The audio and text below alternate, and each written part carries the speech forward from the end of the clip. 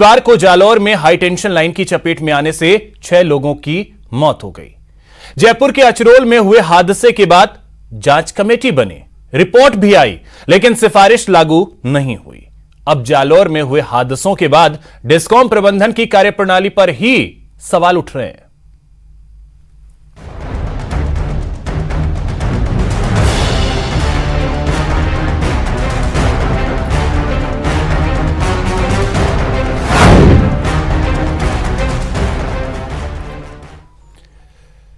तो चलिए इसी पर चर्चा करेंगे। हमारे साथ दो खास मेहमान इस वक्त जुड़ रहे हैं। शारदा कांत शर्मा जी जो कि कांग्रेस नेता हैं और मुकेश पारीक जी जो कि बीजेपी नेता हैं। सर, आप दोनों का बहुत बहुत स्वागत है न्यूज 18 राजस्थान पर।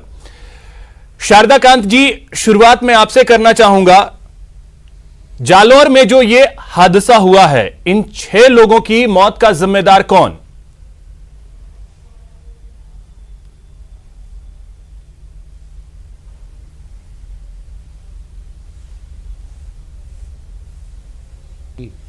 गलत दिशा बताने पर ये बस भटक गई रास्ते से और गांव के उस सकड़े रास्ते पर पहुंच गई जिस पर ये हादसा हुआ। यानी जीपीएस की गलती है। तार पूरे निर्धारित मापदंड पर थे। यानी जीपीएस की गलती है, जीपीएस की गलती की वजह से ये 6 लोगों की मौत हुई है।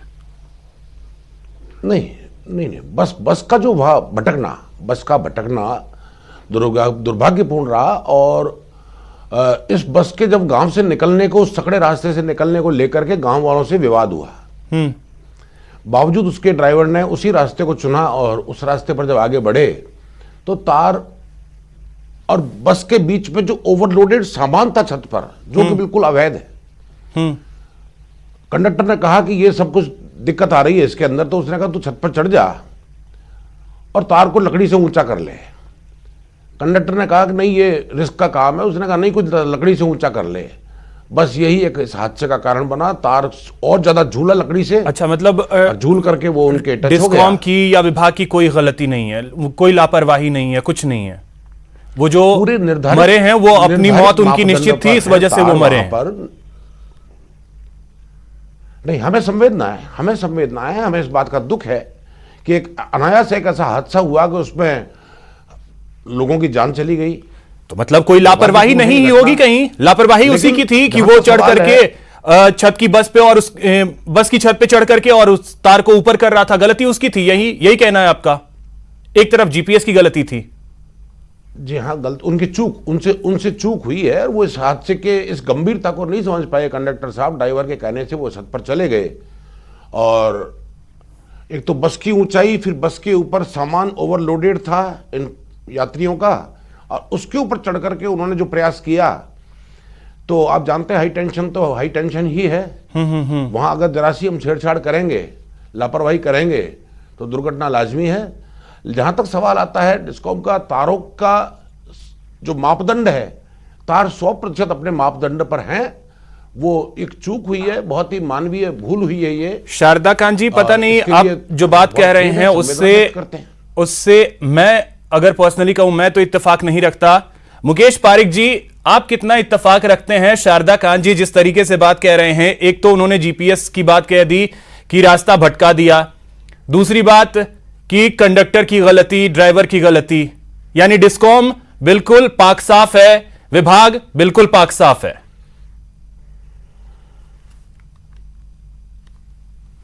देखिए, ये बिल्कुल तय है कि ये मामला लापरवाही का है, और लापरवाही डिस्कॉम की भी है, लापरवाही परिवहन विभाग की भी है, और लापरवाही ड्राइवर की भी है। जहां तक हम बात करते हैं, ये घटना कोई पहली घटना नहीं हुई हाई टेंशन लाइन के कारण। इसके पहले भी दुर्घटनाएं हुई है, शारदा कांत जी को अगर ध्यान हो, और उसके कारण हुई है कि कहीं ना कहीं जो तार की हाइट की एक सीमाएं हैं, इनकी प्रॉपर चेकिंग होनी चाहिए, इनकी जांच होती है, उसमें लापरवाही होती है। मैं आपको एक बात और बताना चाहता हूँ, ये दुर्घटनाओं का भय हमेशा बना रहेगा। परिवहन विभाग जाने क्यों आंखें मूंद रखा है। लोग परिवहन सेवा की आड़ में, एक लाइसेंस की आड़ में कई बसें चल रही है, इस प्रकार की कई बातें आई, कभी इनकी प्रॉपर चेकिंग नहीं हुई। जब हम बसों को देखते हैं तो इतने भयभीत होते हैं कि जितनी बस में सवारी है उससे दुगना उसकी छत के ऊपर लगेज होता है। तो क्या ये परिवहन विभाग की जिम्मेवारी नहीं है? क्या ये पुलिस विभाग की जिम्मेवारी नहीं है कि ऐसी बसों का चालान करें या ऐसी बसों को जब्त करें? जिम्मेवारी तो निश्चित रूप से परिवहन विभाग की और डिस्कॉम की है, और जिसके कारण ये बड़ा हादसा हुआ। ये हादसा नहीं है, कई ऐसे हादसे हुए हैं। आपने देखा होगा कुछ दिनों पहले एक बस हाई टेंशन लाइट के बचाने के चक्कर में जब उन्होंने रोड पे उतारी और वहां बचा रहे थे तो वो बस भी पलटी गई थी। ऐसे और भी कई हादसे हुए हैं। मेरा ये मानना है कि परिवहन विभाग को जो इस प्रकार की जो बसें हैं जिनमें इस तरीके से परिवहन अब मुकेश जी ये तो बात बिल्कुल सही है, लेकिन देखिए ये तक भरा जाता है, सीमा से जाता है। मुकेश जी ये बात तो सच है, जिस तरीके से हादसे हुए हैं, लापरवाहियां हर स्तर पे हुई हैं, लेकिन इस लापरवाही की तरफ ध्यान देने वाला भी कोई नहीं है।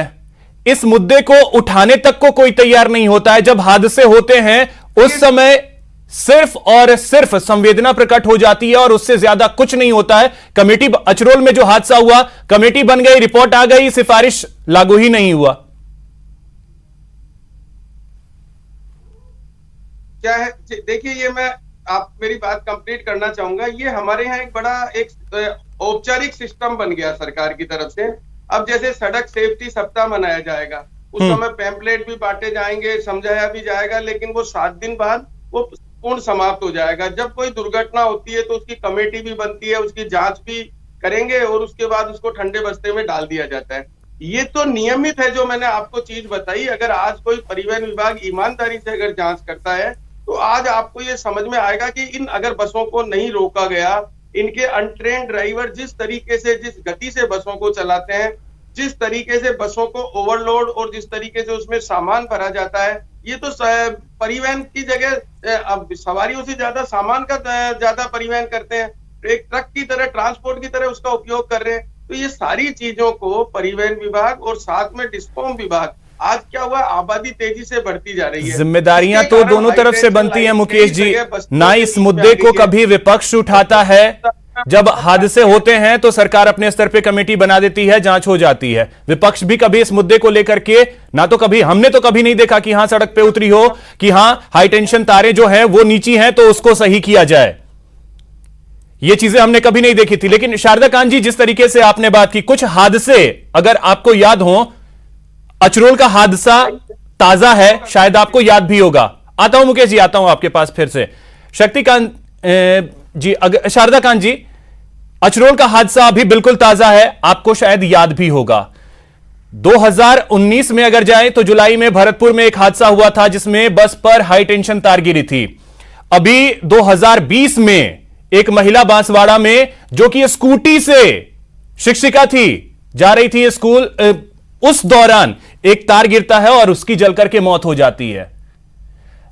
ऐसे ऐसे हादसे होते रहते हैं और आज के इस हादसे पे आप जीपीएस को या कंडक्टर को जिम्मेदार ठहरा रहे हैं। वो महिला का क्या कसूर था जो स्कूटी से जा रही थी? मैं जीपीएस को अकेले को जिम्मेदार नहीं ठहरा रहा। जीपीएस के कारण तो गलती हुई जिसका एक खामियाजा एक आम जन को उठाना पड़ा, अपने जीवन को खो करके, और कुछ घायल हो गए, पीड़ित हो गए। बड़ी दुखद घटना है। मैं इसलिए जीपीएस का मैंने हवाला दिया कि वरना वो ड्राइवर भी शायद ऐसी गलती नहीं करते। अब चूंकि वो सकड़ी जगह पर फंस चुके थे, आधे इधर आधे उधर, उन्होंने सोचा, गांव वालों से विवाद हुआ, उन्होंने कहा तेजी में जल्दी में निकाल दो। शारदा कांत जी, सिर्फ आप एक सिर्फ इसी हादसे को, मैंने आपको कई हादसे गिनाए। स्कूटी से महिला बांसवाड़ा में जा रही थी, स्कूटी। मैं अभी अभिषेक जी, मैं आ रहा हूं आपके इशू पर आ रहा हूं। मैं, जो स्कूटी का हादसा हुआ, तार टूटा, उस तार की चपेट में वो शिक्षिका आ गई, बहुत दुर्भाग्यपूर्ण है। ये प्राकृतिक, ये अरे इसको तो प्राकृतिक मत बोलिए। एक्ट क्या कहलाता है, वो भगवान के द्वारा किया हुआ। अच्छा, ये तार टूट करके गिरा, ये प्राकृतिक हादसा है। ऐसी घटना है कि वसुंधरा जी के वसुंधरा जी के शासन में पानी की टंकी डीग में गिर गई थी, तो क्यों किसी ने चला करके तो ऐसा कोई हादसा नहीं करता। तार है, सड़क पर झूल रहा है, घरों में भी करंट आता है। सर मेरा यही तो सवाल है, क्यों झूल रहा है? आज अगर देखें, अंडरग्राउंड वायरिंग को लेकर के चर्चा बहुत होती है लेकिन काम नहीं होता। देखिए, अंडरग्राउंड वायरिंग काफी हद तक हुई है और इसके लिए आप जानते हैं कि राजस्थान की भौगोलिक स्थिति, आर्थिक स्थिति, केंद्र का असहयोगपूर्ण रवैया, मोदी सरकार ये मानती है कि राजस्थान में तो उनकी सरकार है नहीं, क्यों हमारे राजस्थान के हक का पैसा जो बकाया है वही दे दें। बहुत कुछ काम होना बाकी है, बहुत कुछ काम किया है, ऐसा नहीं है। हम इस बात को यूं जायज नहीं ठहरा रहे। अगर तार टूटा है, प्रशासनिक डिस्कॉम के कर्मचारी अधिकारी को जिम्मेदार किया ठहराया जाता है। अगर कहीं तार की मेंटेनेंस में खामी रही है, देखिए कई बार तो बिजली विभाग का कर्मचारी खुद करंट में तार अगर एक तार खुद ब खुद टूट करके गिरती है तो वो मेंटेनेंस की कमी नहीं है। तार अगर खुद ब खुद टूट करके गिर रही है तो वो क्या मेंटेनेंस की कमी नहीं है? वो हो सकता है कि वहां शॉर्ट सर्किट हुआ हो, तार में, तार उस कारण से टूटा हो। शॉर्ट सर्किट होने के कारण जब स्पार्क होता है तो तार जल जाता है, तार जलने के बाद में कमजोर हो जाता है। बहुत सामान्य बात है, अपने घरों में भी होता है। शारदा कांत जी, ये एक्सक्यूजेज है सर। सर ये तो एक्सक्यूजेज है। चाक चौबंद रहना होगा। मुकेश जी भी मेरी बात से सहमत है, चाक चौबंद रहना होगा। हमें चाक चौबंद रह करके हमारी मेंटेनेंस व्यवस्था को तो दुरुस्त रखना ही होगा, ताकि ऐसा कोई हादसा न हो कि इसमें आमजन को पीड़ित होना पड़े। मुकेश जी, इवन पशु पक्षी भी उससे आहत ना हो। जी, अब मुकेश जी आप कितने सहमत हैं? साथ ही उन्होंने एक और आरोप लगाया कि केंद्र का जो रवैया है वो ऐसा है कि प्रदेश में हमारी सरकार तो है नहीं, बीजेपी की सरकार है तो नहीं, तो फिर हम क्यों काम करें? देखिए, प्रदेश सरकार अपनी जिम्मेवारी से बचे ये कह के उचित नहीं है। मैं शारदा कांत जी को एक चीज याद दिलाना चाहता हूं कि हमारे जयपुर शहर की अगर हम बात करें तो जयपुर शहर की गलियों में, रास्तों में बहुत ज्यादा बिजली के तार झूले हुए थे। प्रधानमंत्री के द्वारा तो जो स्मार्ट सिटी योजना आई, जिसके अंतर्गत राजस्थान सरकार को पैसा मिला, आज अगर आप देखेंगे, शारदा कांत जी ने देखा भी होगा, आज जयपुर शहर की गलियों में अंडरग्राउंड वायरिंग जो हो रही है वो केंद्र सरकार के पैसों से हो रही है, स्मार्ट सिटी योजना के अंतर्गत हो रही है। अब ये अलग बात है कि राजस्थान सरकार की कितनी एफिशिएंसी है, कि उतना उसके कितने पैसे को उपयोग कर सकते हैं, उसका कितना पैसा, लेकिन इस चीज की आप जो इन्होंने जोड़ा है वो बिल्कुल स्मार्ट सिटी का फंड बाकी है। स्मार्ट सिटी का फंड अभी भी बाकी है, सरकार में होता है। आज ये कह देना कि साहब मेंटेनेंस की कमी है तो है, आज इनके पास परिवहन विभाग की क्या जवाब है उसके बारे में कि आज लोक परिवहन की आड़ में क्या खेल हो रहे हैं, ये उसका जवाब दें। आज लोक परिवहन बसें छोड़ दीजिए, इसके अलावा आप मंत्री प्रताप सिंह जी ने नई बसें खरीदी हैं। राजस्थान सरकार ने अशोक गहलोत जी के निर्देश पर नई बसें खरीदी हैं और इन पर अंकुश लगाया जाएगा। उसमें कौन सा पैसा आपको केंद्र से चाहिए? राजस्थान सरकार, आप तो एक ऐसा अन्याय कर रहे हैं राजस्थान की जनता के साथ कि आज पूरे देश में सब में ज्यादा महंगा पेट्रोल राजस्थान सरकार के कारण है। हर स्टेट का जो टैक्स, सर पेट्रोल डीजल के लिए हम किसी और दिन चर्चा कर लेंगे, लेकिन मुकेश जी देखिए मुकेश जी 1 रुपया 0 रुपया बैरल जब था ना, तब भी आपने पेट्रोल की कीमतें बढ़ाई थी श्रीमान। कितना सरकार देगी आपको पैसा?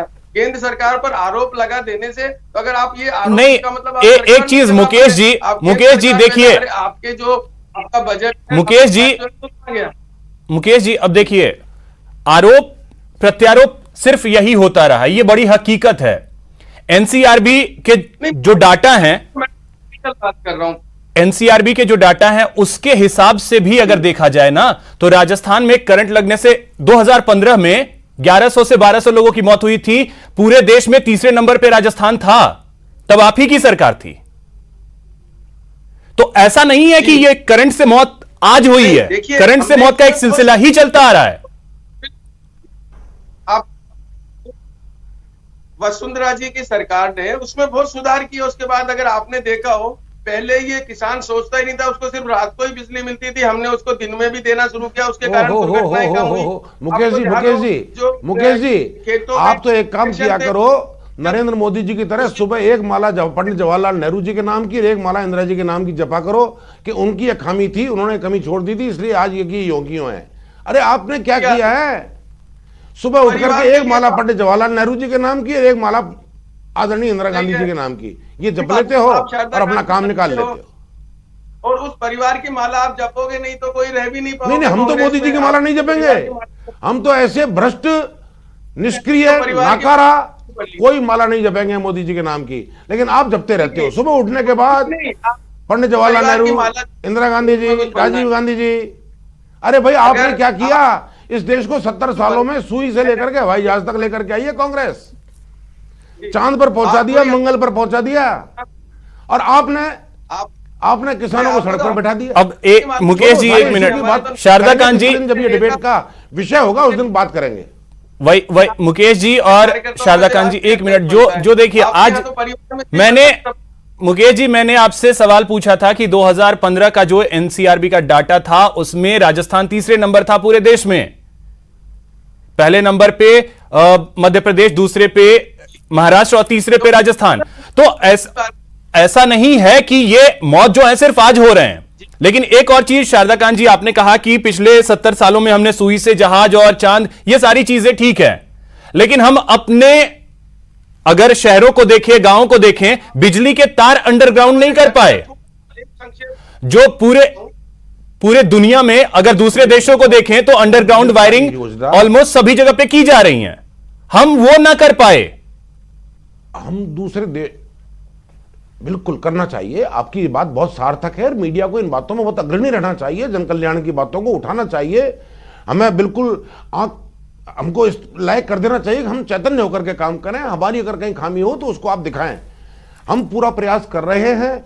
जैसे कि बात आती है राजस्थान में बिजली उत्पादन की, राजस्थान बिजली उत्पादन में बहुत जीरो था। अशोक गहलोत जी तीसरी बार मुख्यमंत्री बने हैं, बिजली उत्पादन में राजस्थान अग्रणी है, सौर ऊर्जा में अग्रणी है। जहां तक इंफ्रास्ट्रक्चर का सवाल है, अर्बन इंफ्रास्ट्रक्चर काफी हद तक डेवलप किया है। बिजली के तारों की जहां तक समस्या है, बिजली के तारों का भी निराकरण का प्रयास होगा। या हो सकता है इस मुद्दे पर आकर के कुछ फंड्स केंद्र सरकार हमें रिलीज करे शहरी सौंदर्यीकरण के, और हम उसको बिल्कुल काम में लेंगे जनता के हित में। अब देखिए इसी चीज को, अब एक बात आपने खुद, बात को केंद्र में, शारदा कांत जी एक बात आपने खुद इस चीज को स्वीकार किया था कि बस के छत पे जो सामान था वो बहुत ज्यादा था और वो अवैध तरीके से था जी। तो जब सामान अवैध तरीके से था तो फिर एक चौराहे से दूसरे चौराहे तक वो बस पहुंच भी कैसे सकती है? ये एक अलग बहस का विषय है। नहीं, ये सर हादसा तो एक रिलेटेड है एक दूसरे से, विभाग तो दोनों ही आ रहे हैं ना। यहां अगर हाईवे के ऊपर से अगर तार क्रॉस कर रही है तो वो बिजली विभाग का हो गया, लेकिन वही हाईवे जो है वो परिवहन का हो गया। एक तो 12-14 फुट ऊंची तो बस की छत, फिर उसका कैरियर, फिर कैरियर पर सामान, तो 15-18 फुट तो वैसे ही हाइट ले लेती है वो। तो ये बहुत बड़ा स्टैंडर्ड हाइट जो है वो 18 रूप से स्टैंडर्ड हाइट जो है 18 फीट ऊंची होनी चाहिए पोल पे तार। अब 18 फीट तक तो पहुंचा होगा सामान, तभी यह हादसा हुआ। निश्चित रूप से मैं खुद स्वीकार कर रहा हूं कि बस पर ओवरलोडेड था। ये कोई फैब्रिकेटेड बात नहीं है। तो एक चौराहे से दूसरे चौराहे तक बस कैसे जा सकती है? यानी कि लापरवाही अब वहां पे पुलिस की भी है, अब ट्रैफिक की भी लापरवाही है। कहीं कहीं चूक, कहीं या हमदर्दी हो सकती है कि भाई ये तीर्थयात्री हैं, इनको जाने दो। कहीं कहीं कुछ तो हुआ है।